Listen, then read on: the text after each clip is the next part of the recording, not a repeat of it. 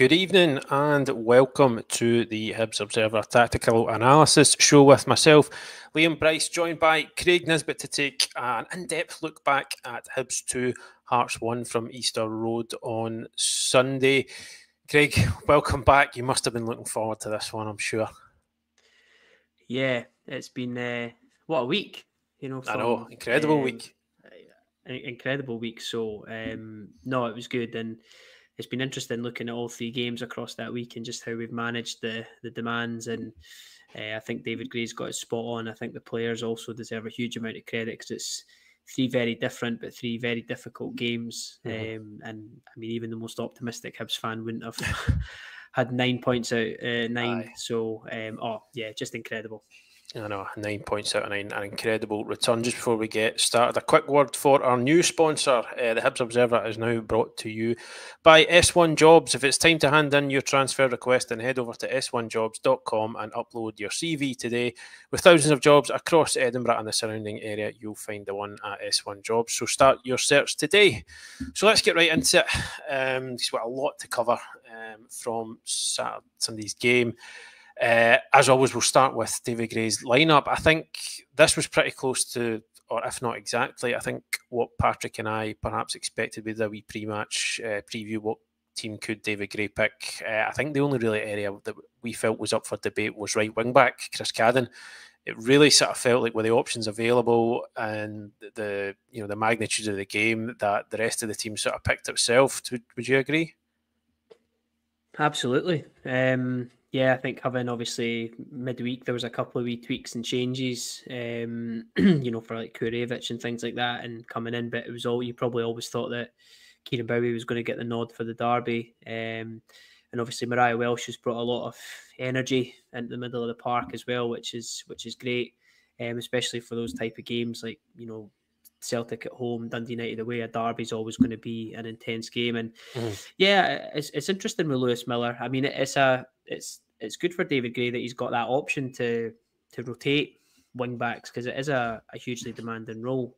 But I was sort of surprised maybe to see him go out, but obviously he comes on in the second half and goes into that right centre back role and has a really, really strong game. So it was good to see him get on and get that performance in. But the team's picking itself at the minute.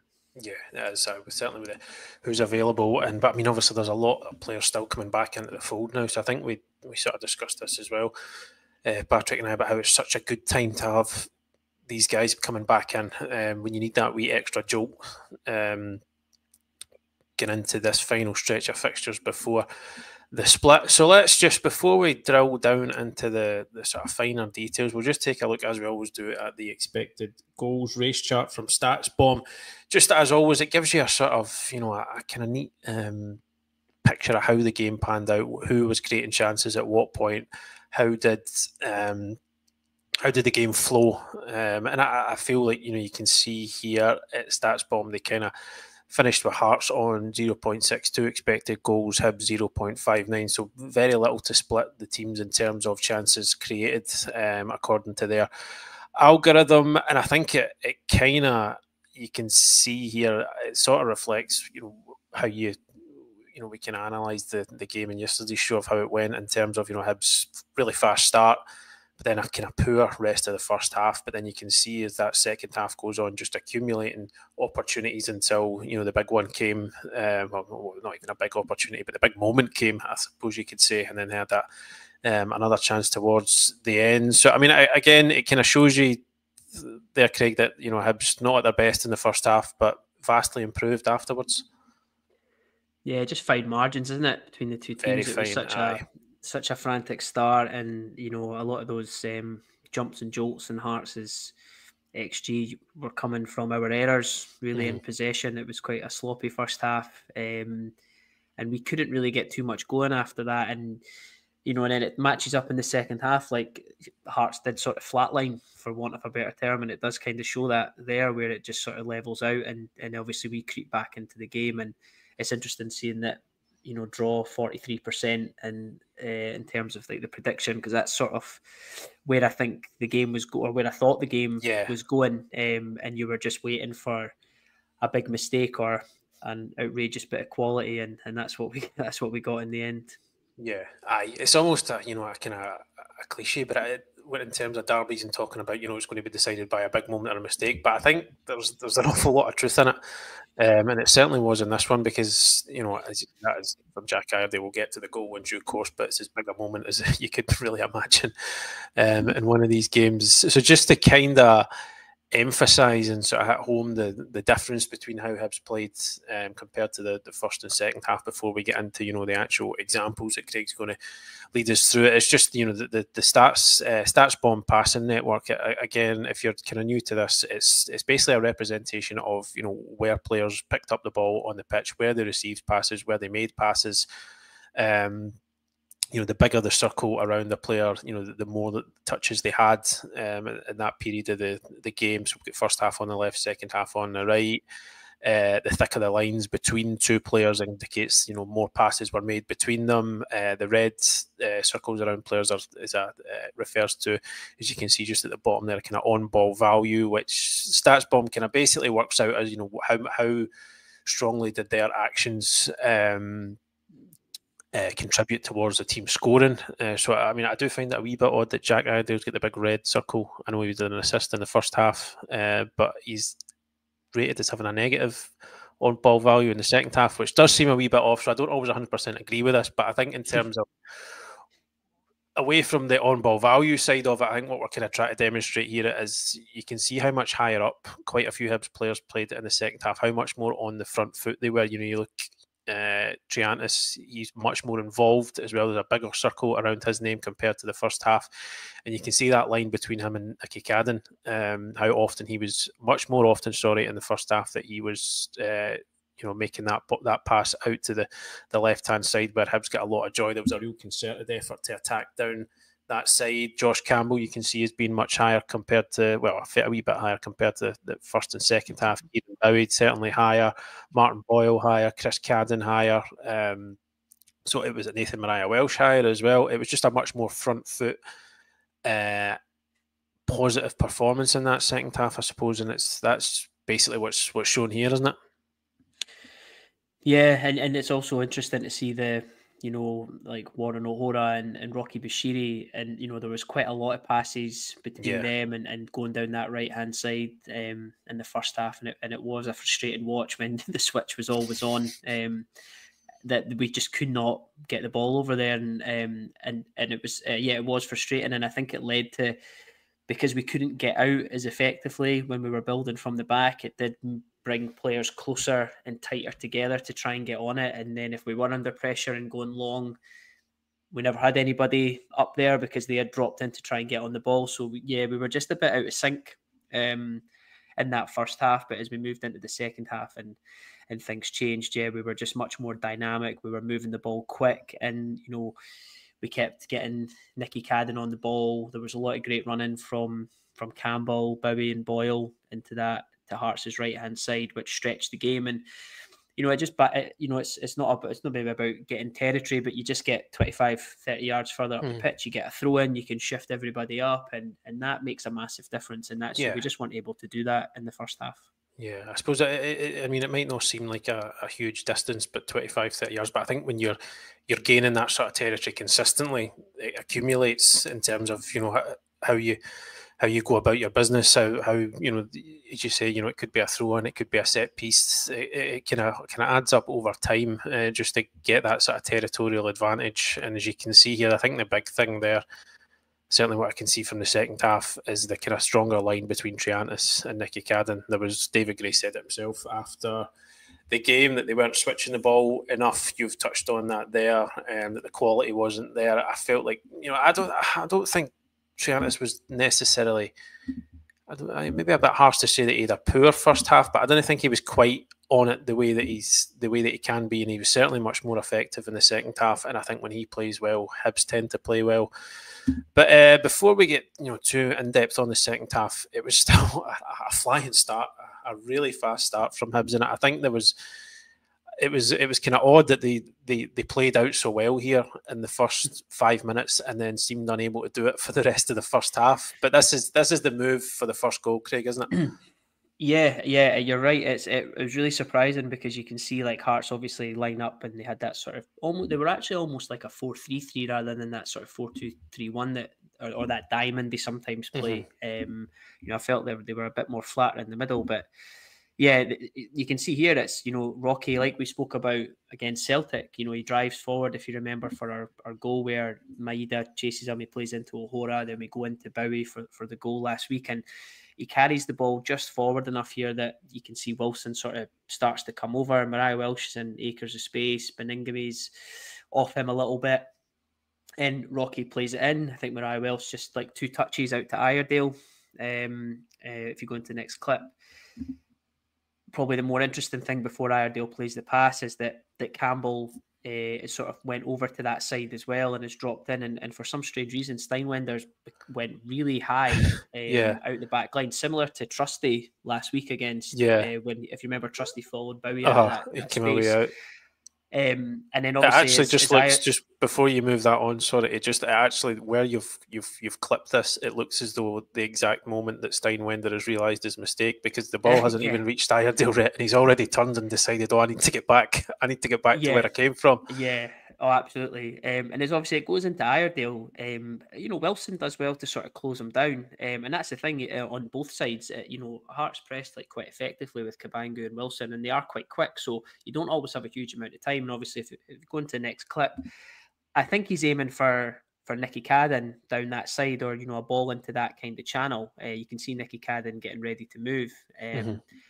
And you can see Steinwender also just running back as well. But as it goes over, it obviously like kind of eludes Nicky Cadden. I think Taylor becomes quite comfortable that it's not going to get to him. And it's what I've watched it back a few times. I think he does see Boyle. Like, I don't think he gets caught on the, like, oh, where's he come from? He does glance and see him. I think he just misreads the pace of the ball. And then I think he just underestimates Boyle's speed and maybe overestimates his speed as well. Because it's a ridiculous like moment that they just keep running and running, and then Boyle just gets in at the last minute. But it's great running from Boyle, and it's something that we see a bit more in the second half with Bowie and Campbell doing as well, is that ability to run into the channel and just curl a ball into that space. It's so effective for us. It's so effective for us. It's actually a really good tactic to start a game because you get the opposition on the back foot, and I think he does well here because even at this stage here, Boyle's still not in front of him. He's just running side by side, and it's just in that next moment he just shifts his body across, and I think it's a huge amount of credit to Martin Boyle Yeah, because he does really well. yeah, just as like he's obviously got a low centre of gravity, he keeps his balance really well, and that to beat Craig Gordon from that position isn't easy, especially No. when you're off balance and you're running in, and it's a chance that you've just created yourself. He's not had time to think about it, and I think it's just a brilliant finish.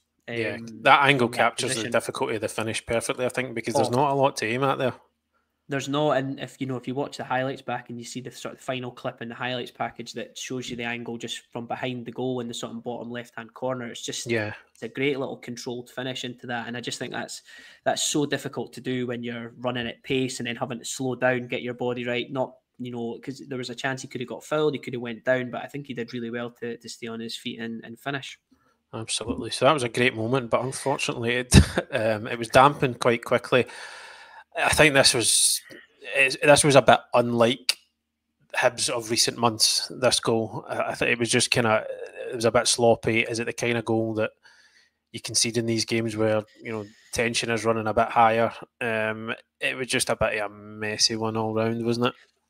Yeah, it sort of starts like there's actually quite I mean, we're going to praise him later on, so I don't mind maybe giving him, but it's that Jack Iredale hits a clearance that just goes really high into the air. And sort of midfielders wise, like Spittle's just in quite a lot of space. Mariah Welsh sort of half thinks about going out and then decides to drop back. And actually, if you look like at our back five and our two sort of deeper midfielders, we're actually in like not a bad shape. Yeah, it's compact. Positionally, it's not too bad. It's nice and compact, but Spittle wins the header. You can see Shankland positioned himself well in between Triantis and Mariah Welsh, and he just sort of turns and he hits like a sort of floated left-footed pass over the top. And if you see in this position here, like we're in like quite good control, and it all kind of boils down between Smith, Rocky, and Iredale. I think Rocky's expecting Smith to come out for it and sort of slows down. Iredale's trying to sort of box out Wilson. And then obviously if they get into that final moment when they like Smith does step and then he sort of steps back again, there's a little bit of panic from Rocky. And, you know, obviously in hindsight, you just put it out for a corner or you volley it out, you know, and then you deal with it. But he tries to hook it away with his left foot. We've seen him do it lots. And if you go into that next clip, it's just, you can see Smith saying put away. You can see like he's about to swing through and he just hits a really, really bad connection on the ball, which kind of catches us out a little bit. And, you know, it's a credit to George Grant in that second part because he comes onto it straight away. Nicky Cadden just about gets back in there. And, you know, it's down the throat of the goalkeeper, I suppose. And I have seen a few people like sort of question it, but I think the pace on the shot, you know, like when you were in the stadium watching, like it was hit with some pace. He catches it pretty sweetly. But it was just our own downfall and just very unlike the defence at the minute. I know Smith's had a couple recently. You know, he's had a few moments that haven't been ideal. And I do think one point, I suppose, is that because we do try and play a bit of a higher line, I think he does need to be off his line a little bit more than he is. I don't think it's something he's super confident with. But I just sort of noticed that after the goal that we do try and play a high line. Rocky and Iredale, O'Hora or Miller, when they're on, they do marshal quite a high line, and Smith is actually he sits very deep as a goalkeeper and there's a lot of space in behind. And I do think if we're going to continue to play a high line like that, we need a goalkeeper that can be comfortable to play higher, or Smith needs to start adding that to his game. Aye, definitely. So yeah, you can see here Hibs, a few issues in possession in the first half, was we've kind of alluded to. So what are we looking at here? So Hearts, like, they set up in that, you know, that three there, and Shankland's just trying to sort of block any balls into the middle, and between Wilson and Cabangu, again, they're similar, just trying to keep it to stop Hibs playing centrally and just force it out to our right and left centre backs. But you can obviously just see Spittle in the shot there in the bottom right hand corner. Grant was doing the same on the other side. They were playing quite wide for an 8 and a 10, and they were pushing onto our wing backs as well, which was kind of suffocating us and kind of stopping us getting out. So you can see as Rocky plays across to O'Hora, and it works out to Chris Cadden. I actually thought Chris Cadden was coming quite deep. You know, I thought he was deep a lot, and I think it's because they want to play this little pattern that goes Rocky, O'Hora, Chris Cadden tries to play it first time inside, like here to maybe Mariah Welsh or Triantis, and they just hook the ball round into the channel for a Boyle or a Bowie to do. But we just weren't able to get it going. And as soon as, you know, like any team, once you force the ball wide and the ball goes back, it's normally a trigger for teams to go and press. We were just a bit sloppy with our back passes back into the centre half, so they were then having to go back to Smith, and it was just Hearts were then able just to keep pressing us and then forcing us into a longer kick, which we were just turning over. So this example here, Chris Cadden actually plays not a great ball back to O'Hora. It's bouncing. Cabangu obviously presses him a lot. If you go into that next clip, we end up going, it's bouncing into him. You can see Spittle decides to force it. Cabangu then goes. Shankland moves up. Wilson moves up. Beningame falls up, and Hearts were just able to squeeze the game. But where it was frustrating is on that other side, there was options to try and switch it. But I felt we just forced it. I don't know about you, but I just sort of felt like we kept forcing it down the right-hand side quite a lot. And it seemed to me that Cabangu was able to press O'Hora really effectively, and we were just a little bit unsure in possession, and that just led to, like, you know, I think David Gray said it in the press conference, like we were trying to force things through when it wasn't on. And then on the other side of that, we were playing too slow. There wasn't enough tempo, and we just got caught in that sort of no man's land. And I think the final clip might just sort of maybe has another clip exactly the same there. You can see here, the balls went in. You can see Spittle straight out to Chris Cadden. Cabangu's dropping back into O'Hora. Beningame's pushed up on Mariah Welsh. So they were just pretty relentless in that first half, and we just weren't able to switch the ball. And as I said, I thought we played down the right just a little bit too much. Yeah, I felt that as well. I think sometimes if Hibs start building out with Rocky, I think he has a sort of natural inclination because it's on his right hand side and he's opening up to go that. I feel like he's got an inclination to go that way, to go to the right more often. I don't think he's as comfortable if he can see.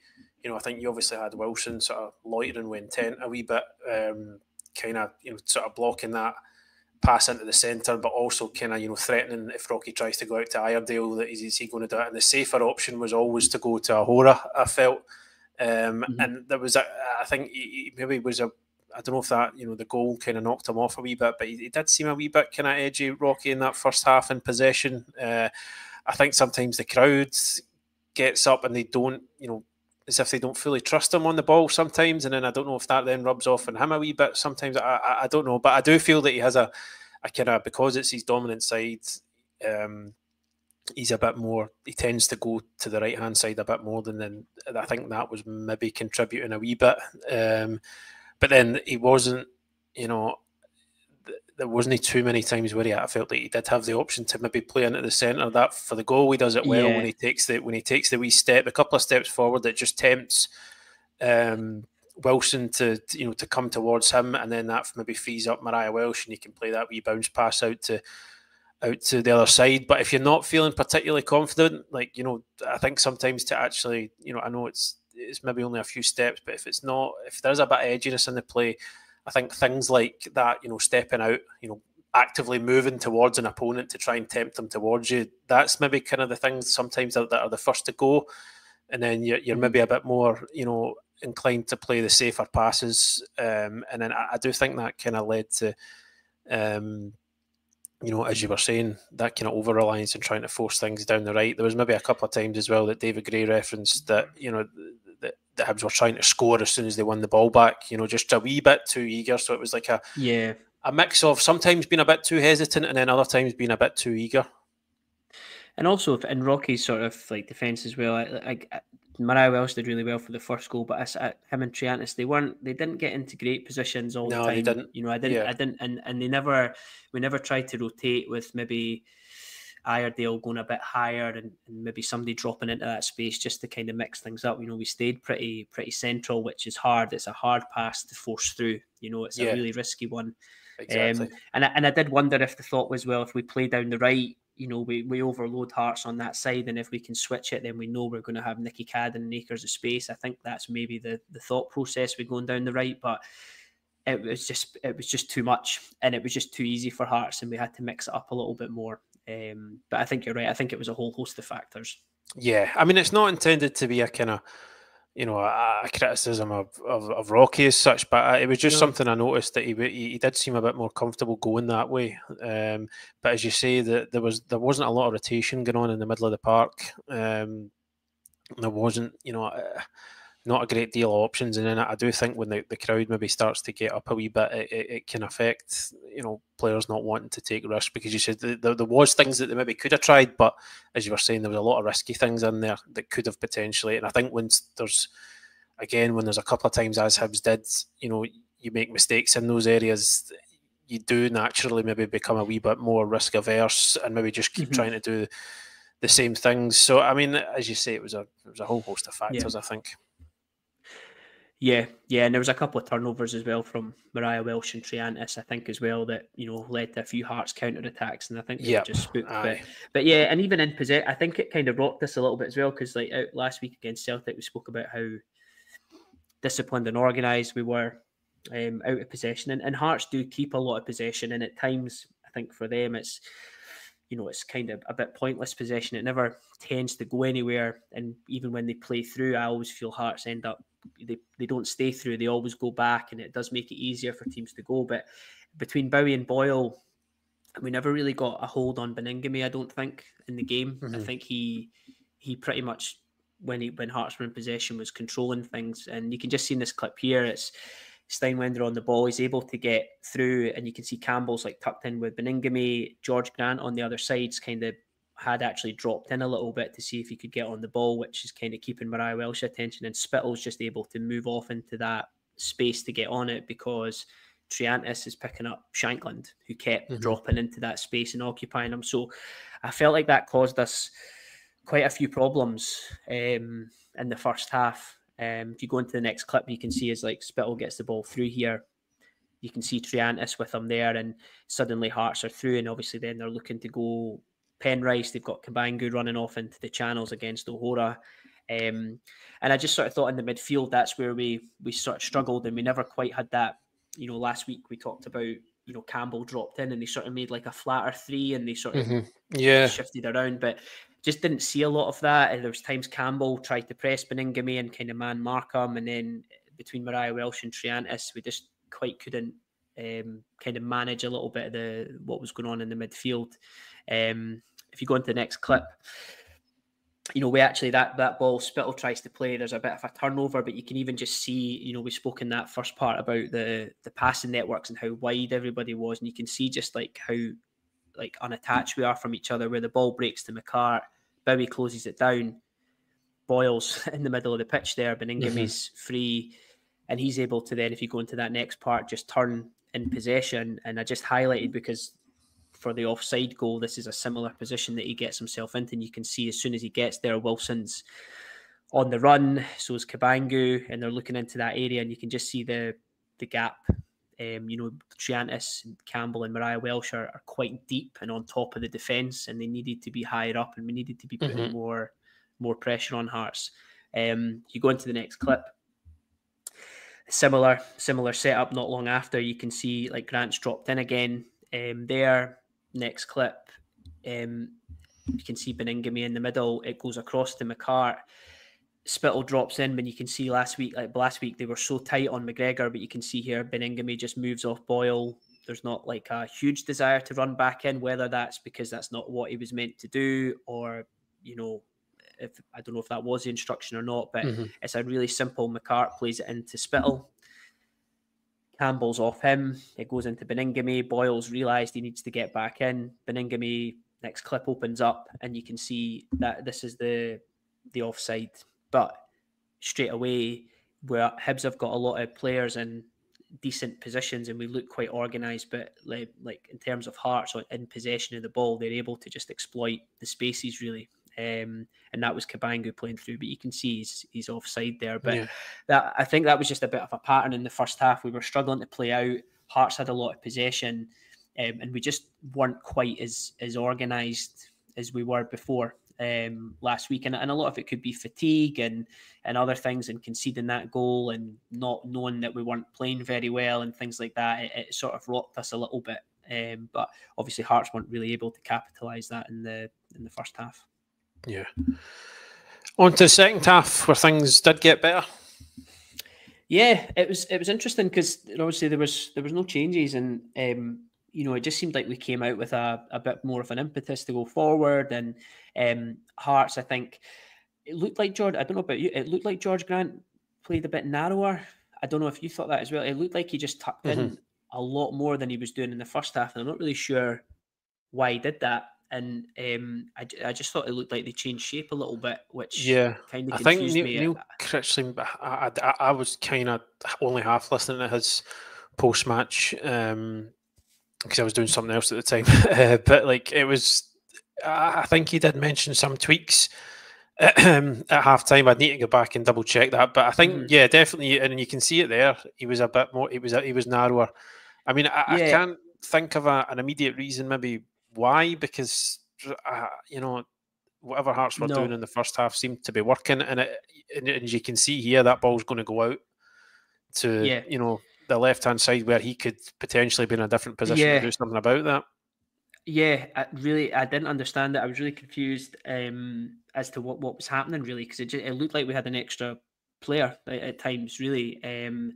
It is a big shift being a midfielder and having to cover the wing backs. It is, you know, it's not easy. You're having to cover quite a lot of ground, and even the same for Wilson and Cabangu as well, covering the right and left centre backs. But yeah, like we got into positions like this where now you can see Triantis is on the ball, has lots of space, and if you go into the next clip, because Grant's a lot narrower, we go straight out to Nicky Cadden, and this is where we caused Hearts all sorts of problems. You can see now the responsibility, because Grant's went inside, it's kind of fallen between Wilson and Taylor.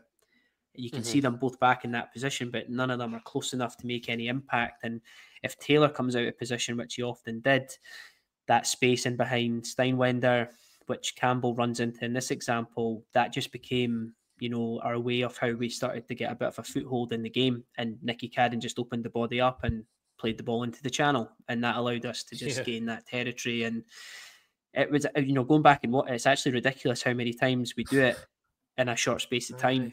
It is strange, isn't it? Because it's so strange. Yeah.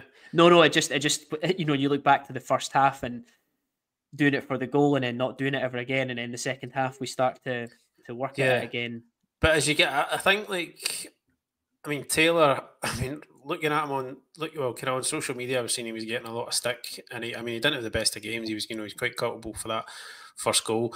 But I think here, what you make a good point about what the change from Grant, because I think here in some of these instances, Taylor, he looked like a guy who was reacting to things happening that he didn't expect to be happening and that weren't happening in the first half. So again, I know it's like what you're saying. It is a horrible shift sometimes if you're a midfielder who's in that kind of shape, who's being asked to go out and cover fullbacks. But what I'm remembering now, that Neil Critchley did say that the Hearts, for some reason, stopped doing a lot of the things they were doing in the first half, and he didn't really have an explanation for that, I remember, in his press conference. So I don't know if it's just the players that have stopped following instructions, but obviously, it was to Hibs' benefit. Yeah. And if you go into the next clip, there's another one. Even I think Smith, there was a bit more, because there was a few times when Rocky was in possession and struggling a little bit, that actually, rolling it back to Smith, and Smith does have that ability to clip it. He's actually got I don't particularly think he's got a great goal kick, but he's quite good at clipping it towards the channels. Like, he's reasonably accurate. And this one here, again, you can see it's actually a really good example where the ball's over Wilson's head. If you're playing a back four, you really don't want your right back there where he is. And you can see George Grant's level with him, which is not great at all. And if you go into that one, I think into the next clip, again, then it's Nicky Cadden again playing the ball down the channel.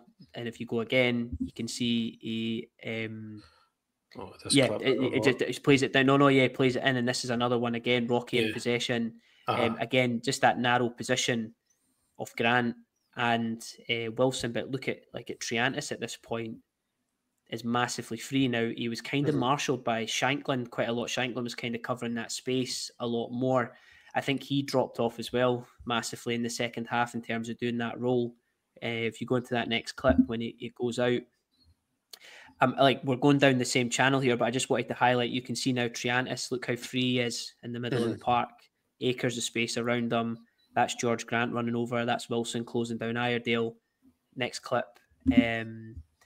You can see it goes into Nicky Cadden, and this is where he was when he put the ball in on Boxing Day for Dwight Gale. He gets himself. You get him in this area, and he can get the ball out his feet. He put in a couple of crosses. I think one for Bowie, maybe another one for Campbell as well. He put in some really good deliveries, and again, we never got on them as much, and we never worked Gordon as much. But if you've got somebody doing that, the defense naturally starts dropping deeper to combat that. And again, you can just shift the whole team up the pitch and get higher up, which I think is a big part of where Iredale's positioning is for the goal. But you can see there, it's a good example, and Hearts is right, that in the first half was, we couldn't get through or couldn't get at all really. But here, they're just all over the place in terms of what they're doing. Yeah, they are. And I think it was round about 70 minutes, Critchley, he took off Grant and Wilson, and then put on, I think it was Neuenhoff and Cartum. Yeah. And I think I'd seen people saying that there was those subs that turned the tide, that Hibs kind of got on top from that, but it was happening before that. I don't think especially Cartum didn't improve the situation for Hearts particularly, but it was going that way anyway. It's funny you mentioned the subs, because when they made those subs, I actually thought just up until the goal, Neuenhoff kind of got the foot on the ball a bit. I thought they went to more of a box midfield, and Cartum came inside with Spittle, and Cabango and Shanklin then played higher. And just for that 3 or 4 minutes, they moved the ball a little bit better, and Spittal actually got in possession in quite a few dangerous areas, and Penrice started to get a bit more involved. And I thought, oh, that's quite a good move. But I see after the goal, it sort of kind of went to pot again a little bit. And then once they took off Beningame, the midfield became a bit of an open area for us, and I think we just managed to snuff them out and take control of the game. So yeah, it was an odd set. I mean, obviously not watched Hearts a lot this year, but I sort of thought it was odd that the players just stopped doing what they were doing so well in the first half, and then I did feel that the subs actually improved them just that little bit. But when we scored the second goal, it just sort of sinks things for them. Yeah, and you wanted to have a wee look at this penalty shout before we get on to the goal. What was your thoughts? Do you know what? You've caught me out here because I've actually not watched this back since Sunday. I'm just going to blame it on being too busy with other stuff, but I've not had a chance to have a proper. I'm not had a chance to properly look at this. It's funny because obviously Nicky Cadden, like he was giving him a torrid time in the second half and going past him, and I think he gets into this position here. It's interesting because I think at this point Taylor's all wrong side. He's got his arms wrapped around him. Then if you go into the next clip, Nicky Cadden's got a grip of his shirt, but it's just a brief pull. You know, it's like he's got it and it's a brief pull. And then I think the next clip, there's like contact on the heel there, which then Nicky Cadden, obviously because his foot gets moved, he doesn't plant the left foot next. And then in the final clip, he ends up getting sort of bundled over to the ground, and there's an arm on the back, and it's a little bit clumsy. I was really surprised, you know, and obviously Hearts counter up the other end, and then there was a VAR check, and I thought it was for this, but it was for a handball, I think. It was a handball against Mariah Welsh, I think it was, but obviously cleared. But I honestly thought that was a penalty, but you can watch it back. And I'll watch it back. Yeah, I'll let you know. We'll do a whole separate show just on what I think of this penalty. Yeah, I thought it was. I just thought because he gets wrong side, the arms are around him, and he clips the heel. That, you know, I think that stops Nicky Cadden doing what he was about to do, because he gets into a great area there, and we know he would probably want to pull the trigger rather than go down. So I was really surprised that. Well, I know he was adamant afterwards that it was a penalty. That Cadden was absolutely adamant that it was a penalty. I think he was really surprised that it wasn't given. Fortunately, it didn't have any lasting negative consequences for Hibs because. Well, tell us what happened next. So it's interesting. There's like obviously Hearts have made their subs then, and so have Hibs. Levitt's come on, Mariah Welsh has gone off, Bowie's gone off, and Gale's come on, which I think was interesting. You know, I think Mariah Welsh, he had a really good game. He did well in there, and I think there was not eyebrows raised when he went off, but you know, I think sometimes when Levitt comes on, there's a bit of a wonder what we're gonna get, and some people maybe feel like a derby in that environment's not his kind of game. But I think for me, what he brought was just such a quality on the ball and just such a calmness and, you know, quite a frantic game.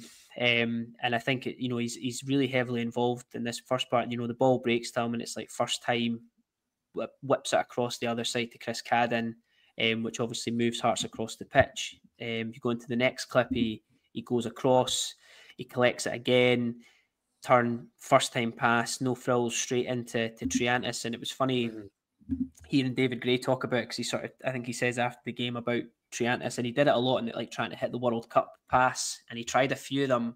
He tried one in the first half where he tried to sort of hit a half volley with outside his right boot. Yeah, and it went. But this but this one just an unbelievable pass, and slightly, you know, Nicky Cadden does really well to keep it in and control it like he does, because it's, you know, maybe slightly overhit, but you know, that's what you can get with Triantis.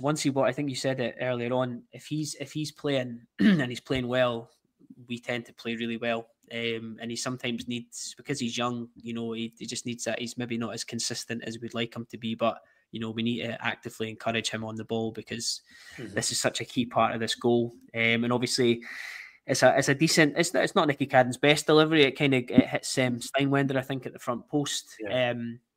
But as we've been speaking about, because of the Hearts dropping off and exploiting, we were able to exploit them down the right. Iredale's much higher up the pitch, We actually kept decent possession there with Levitt and Triantis. We were moving the ball in Hearts' half rather than our half. And I think he does, obviously I've probably watched the goal about 50 times by now, but, he obviously beats Shankland to the ball. It's really quite sort of lazy, quite poor defending from him. He takes it down with studs, and I think he does really well because he lets it bounce, he lets a second bounce go just to compose himself. And then, I think David Gray said, if you're going to beat Craig Gordon from there, it's going to take a special strike. And it's just such a well-timed, well-hit volley. And if you go into that final bit, the ball's just, you can see the ball's just actually above the utilita sign there. And you can just see like Craig Gordon full stretch, and it just goes right into the side net. And there's not a crazy amount of height on it, but it's just such a great dips hit at the right time, doesn't it? Absolutely, and just like an absolutely unbelievable moment for him. Aye, I think that's probably a good image to leave it on today, isn't it? Yeah. Aye. So that was basically the story of the game, and how Hibs came back into it. Hibs much improved. Some kind of, as we were touching on there, some kind of inexplicable stuff from Hearts. I think if you're a Hearts fan, you're maybe left sort of scratching your head as to. Maybe Neil Critchley probably scratching his head as to where some of that went wrong for his side. I mean, they weren't brilliant in the first half, don't get me wrong, but they had an effective setup, they had an effective shape, and they were kind of almost forcing Hibs into some mistakes. But then second half, Hibs playing higher up the park, more positive, more on the front foot. And I think the kind of build up to that second goal just kind of shows, the Hibs obviously took on Gray's second half instructions, because we saw that kind of sequence there where it's moved. Levitt moves it out to the right, he goes and gets the next one, it's moved back to the left, and then by the time it gets to Triantis, there's all that space to find Nicky Cadden, because Hibs have moved Hearts about a fair bit.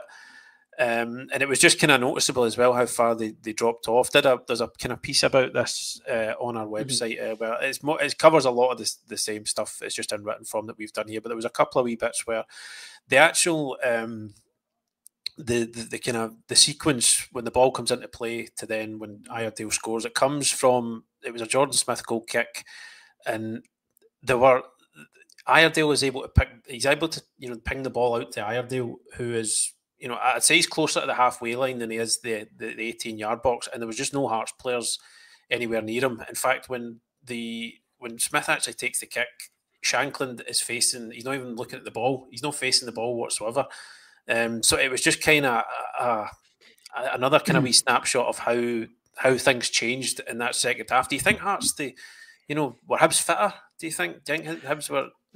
I don't know. It's interesting. Like, I think as I said, when the subs happened, that I thought they went to try and play like a sort of box midfield, and Cabangu and Shankland almost went as a front two, which obviously would create a little bit of more space in the middle. But,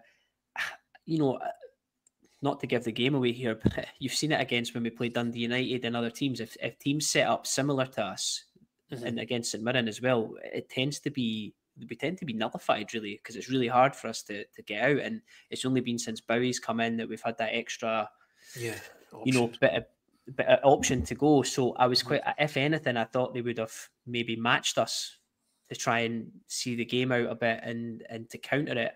I just thought all the changes he was making just never dealt with the problem. I mean, I think when Moussa Dramé came on at the end and sort of, was giving Obita a bit of, clean heels at times, I think if he had been on maybe a bit earlier, I could see that could have maybe tightened things up a bit, because he's got a bit of pace about him and a bit of legs. But yeah, I just don't think they ever addressed the problem. And I think when you put Shankland and Cabangu as a front two, and we've got a back three, we're always just going to have that extra player in possession. But yeah, and I think just the confidence on that as we moved the ball in the second half, I think that, and yeah, I think, and probably just the atmosphere by then, everyone was getting right behind the team, that sort of pushed us on a bit. Yeah, well, there you have it, Craig. Thanks very much, as always, for joining us, folks. If you are not subscribed to the YouTube channel yet and you enjoy this kind of analysis, do do hit that subscribe button. It means you'll get notified every time we do one of these videos. It also helps us obviously grow the channel. The more we grow the channel, the more content we can bring you. As I said, there's a sort of written accompaniment to a lot of the stuff that we've discussed today on the hibsobserver.co.uk website. It's £1 for 6 months of full access to all our content. There's loads of reaction to the derby, interviews with players, managers, opinion, comment, analysis, you name it, and more to come through the rest of the week. And then we'll obviously be building into this huge cup tie against Celtic next Sunday. Hibs have now sold over 6,000 tickets for that, so it looks like that. I don't want to call it a gamble, but the sort of move to, you know, push for a higher allocation, or just over around 7,000. It looks like that's going to pay off, and it looks as though David Gray's team are going to be backed by a huge travelling support on Sunday. Craig, I suppose that's just a, you know, that's just a kind of sign of where Hibs are at the moment, that, you know, so many people are willing to, you know, Hibs haven't won at Celtic Park since 2010, but you've got, you know, possibly going to be as many as 7,000 fans going through to back the team. So it's a nice kind of snapshot of where the team is at the moment, and, you know, that sort of connection between players, manager, and fans. Yeah, I mean, obviously we got another rendition of Sunshine on Leith were spoilt this week, which was amazing, emotional, you know, just that it's just amazing to see the bond between, not just the bond between the players, but the coaching staff as well. You'd seen Eddie May come out as well, was amazing, and it's just so crazy to think it's that bond with that group of players that, you know, 4 or 5 months ago just wasn't there. And you know, I think a lot's been said about Sunday, and it's, you know, it's probably not the draw that anybody would have wanted, but this is what a time, you know, to go and face them and take that amount of fans with you and go and give it a really, really good goal. You know, I think that's where a lot of fans are, and, you know, if you can get a result there, you know, it puts you in such an unbelievable position for the Scottish Cup. So I think, you know, it's been an unbelievable run that we're on. And, you know, I sort of think if there's a time for the players to go into that game and have a chance, you know, we're breaking records at the moment. If you're going to break another record, then this is the time to do it. Absolutely, yeah. So who knows what's going to happen on Sunday, but Hibs can't really go into that game in any better shape than they are at the moment. So yeah, thanks again, folks, for joining us. Thanks to everybody who commented through the video and everybody who tuned in. We'll speak to you again later this week. Thanks for tuning in. I hope you have a nice evening and a nice rest of the week. We'll speak to you soon. Cheers.